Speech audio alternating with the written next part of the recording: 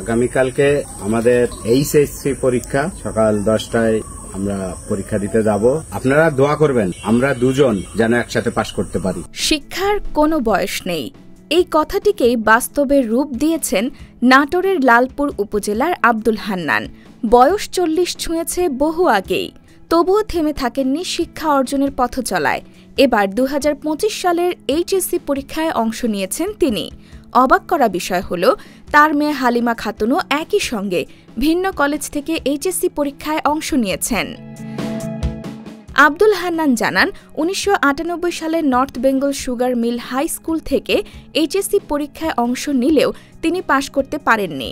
এরপর সংসার জীবনের বাস্তবতায় হারিয়ে যায় পড়ালেখার স্বপ্ন। দীর্ঘ 25 বছর পরে 2023 সালে তিনি রুইগাড়ি উচ্চ বিদ্যালয় থেকে এসএসসি পাশ করেন, তাও আবার গোপনে ভর্তি হয়ে মেয়ের সঙ্গে পরীক্ষা দিয়ে। তার এই সাফল্য এলাকায় ব্যাপক আলোড়ন সৃষ্টি করে। চায়ের দোকান চালিয়ে সংসার টানলেও লেখাপড়ার প্রতি আগ্রহ কমেনি কখনো। এখন সেই দোকান ভাড়া দিয়ে কৃষিকাজের পাশাপাশি চালিয়ে যাচ্ছেন তার শিক্ষার যাত্রা। বর্তমানে তিনি বাঘা কাকড়ামারি কলেজ থেকে এবং মেয়ে হালিমা খাতুন গোপালপুর ডিগ্রি কলেজ থেকে এইচএসসি পরীক্ষা দিচ্ছেন। ভবিষ্যৎ পরিকল্পনার কথা জানিয়ে আব্দুল হান্নান বলেন, স্বপ্ন আছে আমি আর আমার মেয়ে একসাথে মাস্টার্স পর্যন্ত পড়াশোনা করব।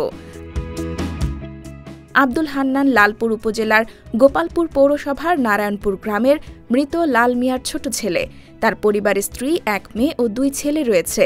সংসার সামলে লেখাপড়া চালিয়ে যাওয়ার এই উদাহরণ আজ অনেকের কাছেই অনুপ্রেরণার নাম।